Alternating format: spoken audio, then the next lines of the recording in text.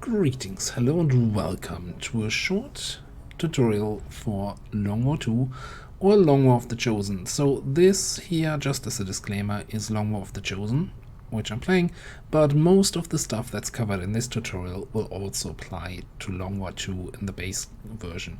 So you can use this for both versions.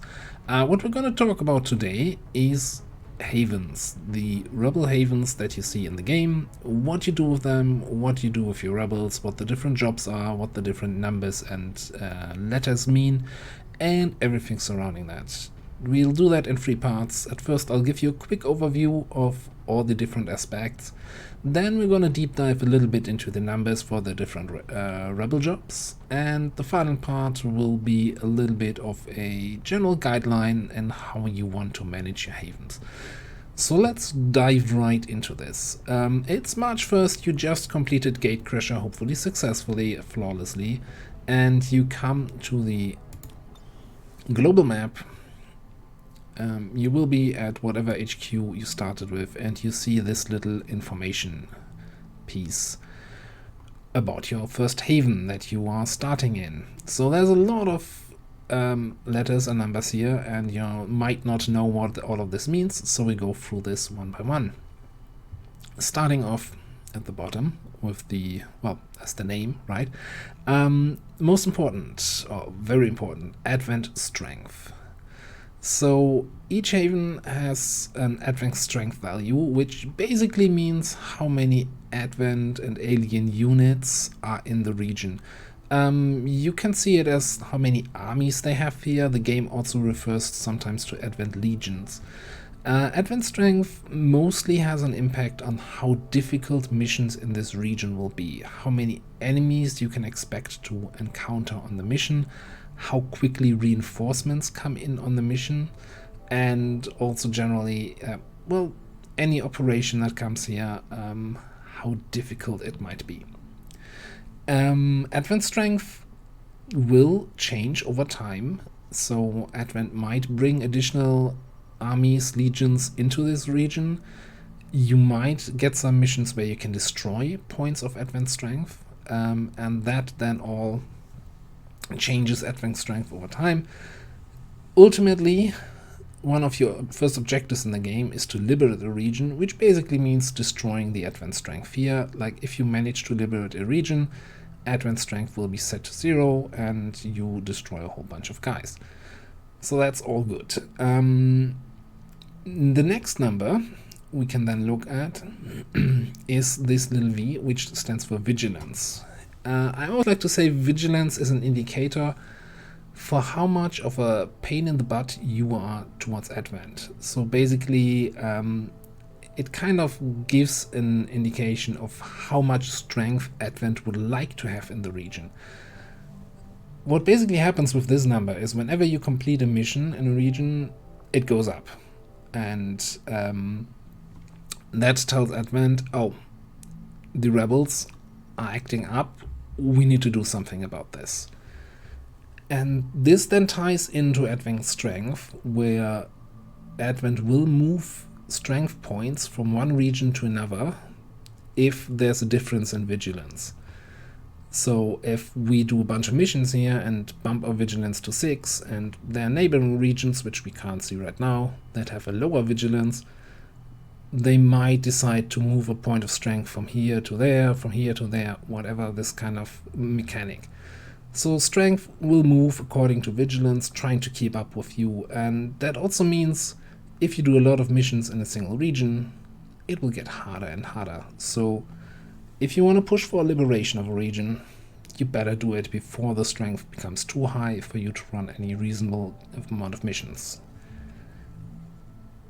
So there's one more thing related to strength and vigilance, which we actually don't see here. So let's go back here and go to resistance management.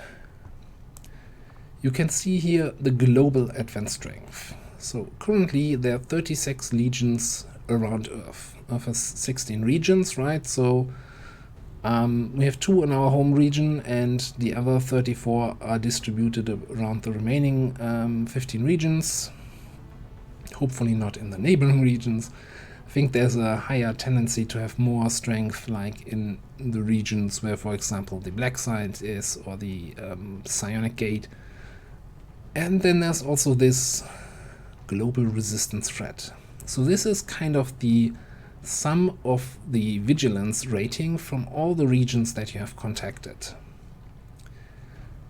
If you cause a lot of vigilance, so you're running a lot of missions in a lot of different regions, and your total vigilance number is higher than the total advent strength, then you will see here an impact on the avatar project. So the win condition for the enemy. The higher your vigilance is, the more you can slow down the avatar project, because Advent needs to use its resources to stop you and cannot really focus on their own research.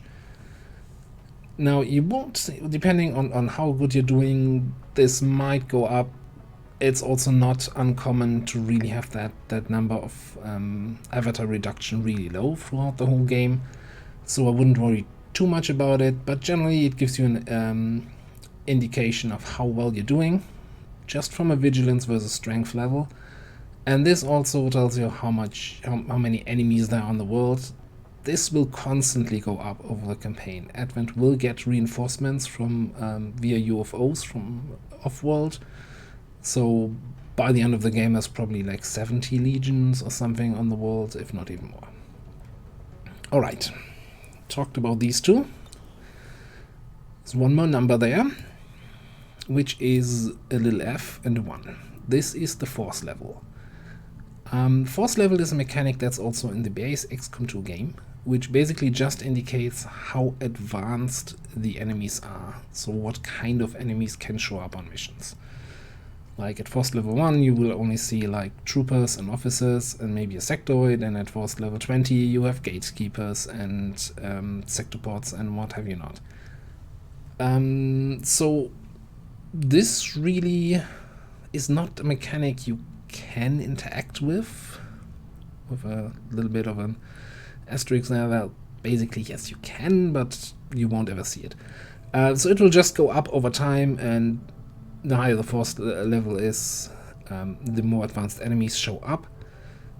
Technically in Long War 2 and Long War of the Chosen, this is determined by somewhere in the world a UFO landing, and then the force level in all regions goes up by 1. But in all my hundreds of hours of playing this, I've never actually seen that UFO in action and never been able to stop it. So this will just go up over time. Don't worry too much about it. It's really helpful just to know what to expect from the mission, and also to kind of know, hey, okay, I'm now at force level, let's say 16 is where sectopods can show up. I should really have some shredding on my missions to be able to deal with sectopods or some Kobe-Kiri snipers or whatever. Other than that, yeah, force level is also identical for all regions. It's a global value. So it's not really related to a haven, it's still going to be listed here. Now, what else do we have here? We have these indicators up here, S, I, R, and H, which are the jobs that the rebels that are in the haven are doing. So if we click on this little icon here, you can see a breakdown of the actual rebels that are in your haven. Each haven will have, well, usually 4 to 6 to start with rebels here. It can go, well, there's actually no limit, but around 13 is normally the max you will have in a haven. And these rebels can do 4 different jobs: supply, intel, recruit, and there's also hiding. Now, we're gonna go into in the second part of this video into more details about the jobs. So generally, supply is what creates your supply income. Well, we cannot see it right now. Intel generates 2 things. First of all, intel points, and then it doesn't generate, it finds missions. Unlike in the base game where just missions happen and then Bradford tells you to go there and do the mission, the missions are happening but you don't see them. So your rebels that are on intel are basically out there trying to find the missions, and once they find them, you can start infiltrating these missions and doing them. And finally, the recruiting job here is basically they are going out and trying to get more rebels to join the cause, to join the haven, and so you have more people to do the other jobs. Last but not least, hiding is really just, well, hiding. They're not doing anything. There are situations when you want to do that, like if the advent strength in a region is really, really high, you might not want to do any of the other jobs. We'll go about that in the third part of the video. Now, what else do we have here? We have a little window up here, Haven Advisor. You can assign people to work in that haven. You can either select soldier to work there, or if you have them, well, at the start of the game you won't, an engineer or a scientist. Generally, it depends on what job you want help with. Soldiers help with the recruit job, scientists with intel, engineers with supply. Soldiers also have the additional factor of detecting whether or not any of the rebels is actually a faceless, which is a thing that can happen, and you really want to most of the time have a soldier assigned here to root that out. Two more things that will show up on this Haven management screen, which we can't see right now. In the top right, there is a button to build a radio relay once you've researched resistance communications.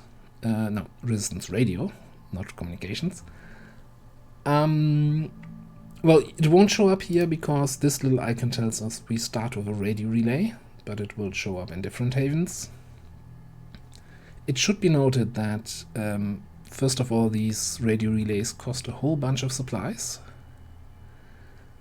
And second of all, you get a free radio relay if you complete these liberation missions. From the 4th mission in the liberation chain, you get a free relay. So don't spend all your supplies anyway. If you're trying to liberate a region, you will get a relay sooner or later. Hopefully. The other thing that might show up here is resistance mechs. Later in the game you have a chance to capture enemy mechs and let them fight for you. You can also pick them up from like scanning site or hack rewards, and that will also show up then up here. Okay, so these are the basics. Maybe one more thing. So you can change the jobs of the rebels here, or you can click on this and change the jobs for everybody. Important to note, if you change the jobs of the rebels, they will not do the job for 24 hours. So don't change it too often. There's a cooldown where they don't do anything useful, and then the next day only they start working on it. Alright, now that we've done talked about the jobs a little bit, let's go into the detail nitty-gritty numbers. Alright, let's start with the recruitment job. So we have, for the sake of the argument, our 6 trusty rebels here all doing recruitment duty. Each rebel will per day generate 3 recruitment points. All these points go into the recruitment bucket. LW2 uses the concept of buckets a whole lot, so get familiar with it. So basically the points go into your bucket, the bucket slowly fills up, advanced animation technology here, and once the bucket is full, something happens. In this case, a recruitment event happens, and well, out comes, well, either a new rebel, or you could also get a new soldier. So the chances for this to happen is 2/3 of the time you get a new rebel, 1/3 of the time you get a new soldier. This shifts slightly once the haven is considered full. So you can have at most 13 people doing a single, or working at all in a haven. So once your haven gets to a size of 13, these percentages shift, and you actually have an 80% chance to get a new soldier. And soldiers, even though this shows as a ranger, shinobi here, the soldiers will always be rookies, right? And then only 20% to get an additional rebel. Now, what else can you do to make this bucket fill up faster? Well, first thing you can do is put in a soldier as a Haven Advisor, which we just talked about before. A Haven Advisor gives you 9 additional points, so he's basically just as effective as 3 of these rebels. And he gives you a point multiplier. So for each rank of the Haven Advisor, you get 5% increase in the total points that are generated each day and put into your bucket.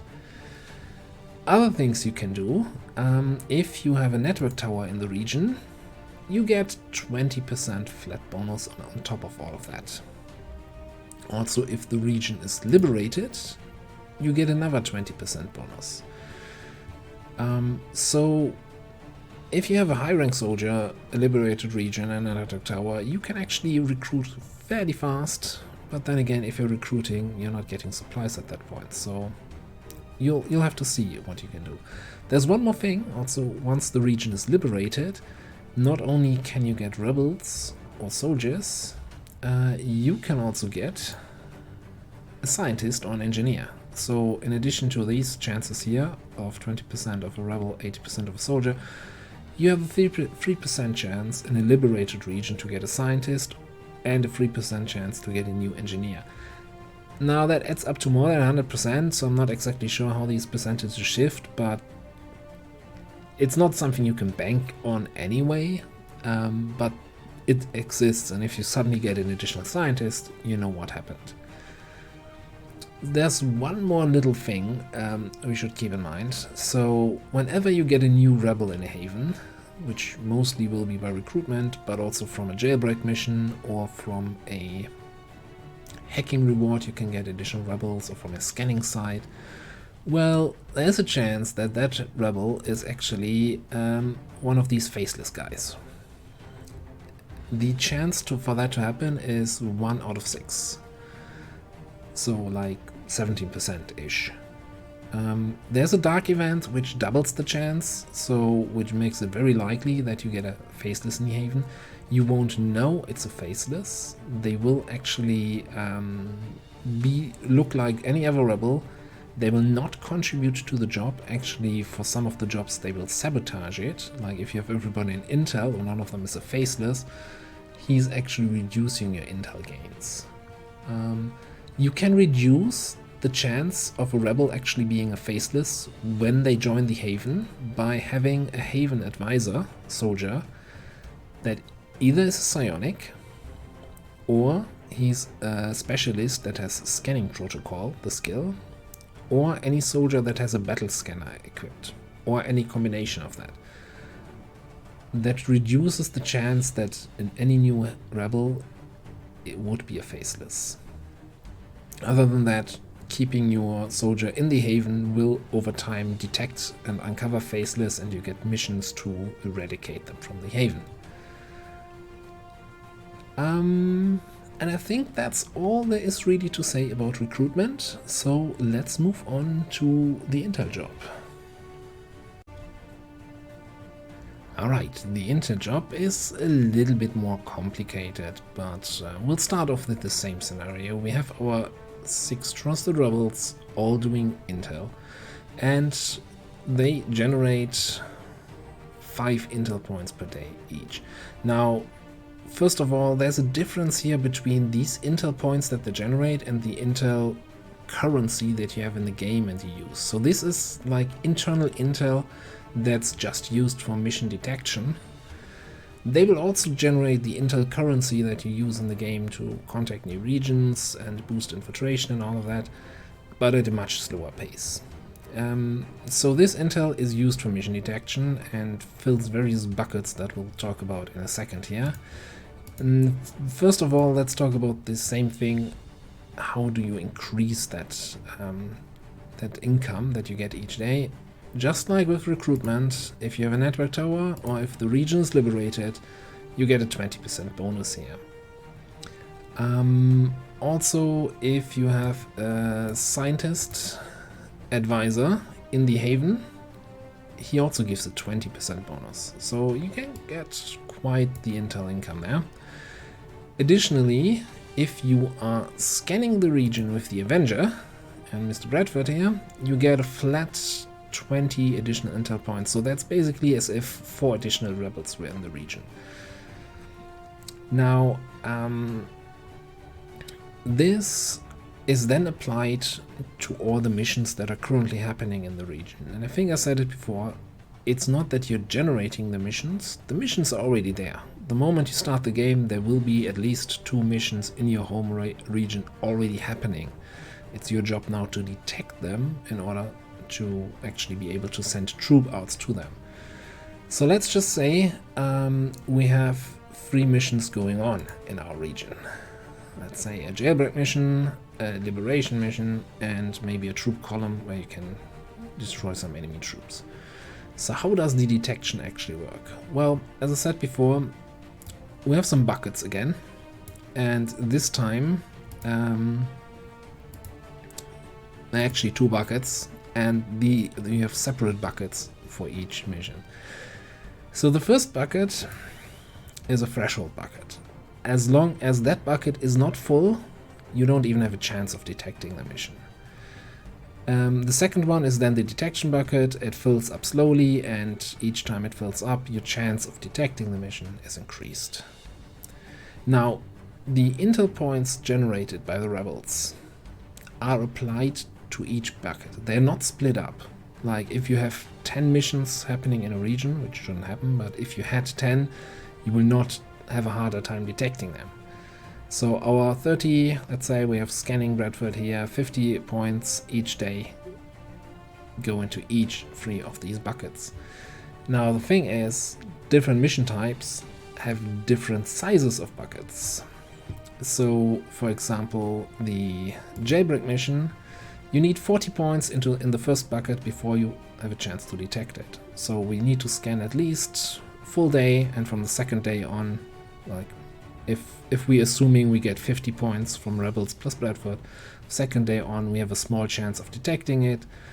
This bucket fills up, and our chance goes higher with each day. Liberation mission has a much larger big bucket, so we need to scan for at least 3 days before we even break the threshold, and only then we can detect it. Troop column has a very small bucket, so you can, once it's happening, even with the first sploosh of intel, you can start detecting the whole thing. Now, this is not all exactly happening on the day, so it's not just every 24 hours. I think the income is generated, I want to say, every 6 hours, and then there's also a roll happening every 6 hours whether or not you detect it.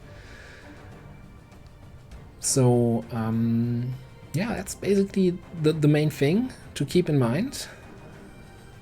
What I mentioned before about faceless, like if one of them is a faceless, not only you will get less income because there are fewer rebels, but also he will generate negative income. So rooting out the faceless in your haven is really, really important. Yeah, so that's how missions are then detected. Like, okay, once the threshold bucket is full and the detection bucket is sufficiently full and you succeed in your random roll, you get a pop-up on the world map telling you, okay, we detected one of the missions, which you will also see then later in this video how that looks. Okay, then let's have a quick dive into the supply job, shall we? Okay, so let's talk about supplies. This should be a little bit faster. We start off again with our 6 trusted rebels. Let's assume they all are on supplies. Each rebel gathers a whole 1 supply each month, each day rather. This is then put on your supply drop, and you can collect that at the end of the month, just like in the base game. You can get a little bit more out of the region if you have the region liberated, 20%, if you have a network tower in the region, 20%, or if you assign an engineer to the Haven Advisor duty, you get also 20%. Now, one mechanic that's worth mentioning is that there is a cap to the amount of supplies you can collect from a region. And that cap is randomized between 2 and 1,000 supplies. So imagine just that, you know, it's a ravaged world out there. The rebels go out, try to find a warehouse that has some useful supplies. At some point they will have all the places checked out and cannot collect anything anymore. Now this is not a hard cap. Once you reach that cap, it just reduces the amount of supplies you get, and at the end of the day you will only get 50% of the supplies you should normally get when you calculate it. That being said, I don't think I ever noticed reaching the cap, so this is sort of very generous. Like, you might, if you get a really early liberation in your home region and have 13 people on supplies from the 3rd month on, you will probably notice it after time, but I wouldn't worry too much about it. There's also nothing you can do about it. Like, once you reach it, you get fewer supplies each month. Okay, but you still get supplies. You will never run out, but just once the cap is reached, 50% effectiveness of the supply job. And that's really all there is to say about the supply job. So yeah, let's go back to the game and see how we use these jobs in a normal campaign. Okay, so coming back to the game, what do you actually want to do with the different jobs now that we know how the jobs work? Well, at the start of the game, the most important thing is finding the missions that are happening and sending your soldiers out, getting some levels, getting some resources from the missions. So you generally want to start off the game by putting everybody in intel, throwing someone in here just for the sake of having a Haven advisor in, and then also using the Avenger to scan here. Well, normally it should fly over there, but that's a little bit weird with the... yeah. So it starts finding missions. Congratulations, 8 days, 8 hours on our first mission. We're gonna have a separate video talking about the infiltration mechanic and how to send soldiers on missions, well, in a later tutorial video. Okay, so that's all cool. Most of the time, that's gonna be your default setting. It's really more useful. Let's say we just spent like 4 days scanning and found a mission here, right? And this is a jailbreak mission, 3 captured rebels. So if we do this mission, we get 3 additional rebels. If we had spent all 6 of our guys on recruitment in 4 days, well, they didn't work the first day, right? So in 3 days, they wouldn't even have recruited a single rebel. Finding the mission gives us 3 additional rebels. So recruitment is not always a good choice. Or not to say it's rarely a good choice to do. Supply, on the other hand, well, we can barely build anything at the start of the game. And even though Bradford reminds us of this,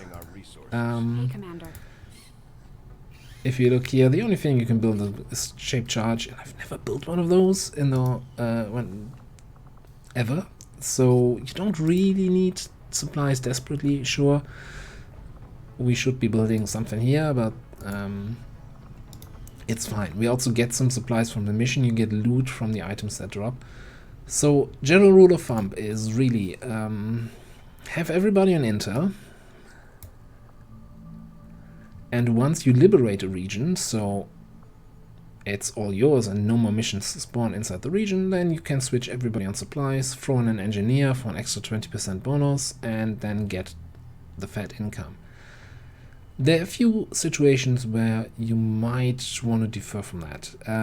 One thing is, let's say you have 4 regions contacted and all are low strength, you can run missions in all of them. You probably won't have enough soldiers to do missions in all of them. At that point you can say, you know what, I'm not going to run missions here in New India or so, I just put everybody in recruit, get some more rebels, so that once I want to run missions, I have an easier time finding them. Or you put it on supplies because, hey, a little bit extra income might help us to make Bradford shut up about it. The other thing is, if the strength of an haven gets really high, then you probably, even if you find missions with a good timer, these missions will have so many enemies that you can't reasonably run it. So why run missions at all? At that point, you can either put everybody on hiding. This will also help the vigilance of the region slow down a little bit.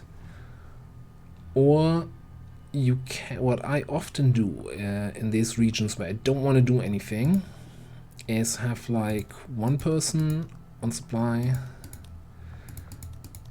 and 2 on recruit, which has a very specific reason. First of all, you cannot have an enemy retaliation mission coming in if you have less than 4 people working on any jobs. So I have 3 people working jobs, that's great. And I'm talking about the big retaliation missions. Now, the job-specific retaliation missions can happen in a region if you have 3 or more people working one specific job. So by having only 2 people on recruit and 1 on supply, I cannot get a generic retaliation. I cannot get a mini retail for the recruitment or supply job. So nothing here should happen. I get a few more additional rebels, and well, yes, vigilance will decay a little bit slower, but that's okay in my book. And that's really the majority there is to it. So as a rule of thumb, put everybody on intel, put them on supply if the region is liberated, or if you have so many regions that you can't run all the missions that you're detecting. And there's maybe one more thing. If you have a liberated region, and I just said you put everybody on supply, now there's a chance for a liberated region to get an invasion from a neighboring region. You can detect these invasions if you put people on intel, so if such an invasion might happen, put a few guys or most of your guys back on intel, detect the invasion, and then back to supply. Alright, I think that's all I wanted to cover in this video. Let me know if you have any questions down below. Let me know if you have suggestions for future tutorial videos. As I said, I do want to make one on the infiltration mechanic, sending squads out to missions. If there are any other topics you would like to see covered, let me know and I'll see what I can do. But that's it from me today. Thanks for watching. Have a nice day, and I'll see you next time.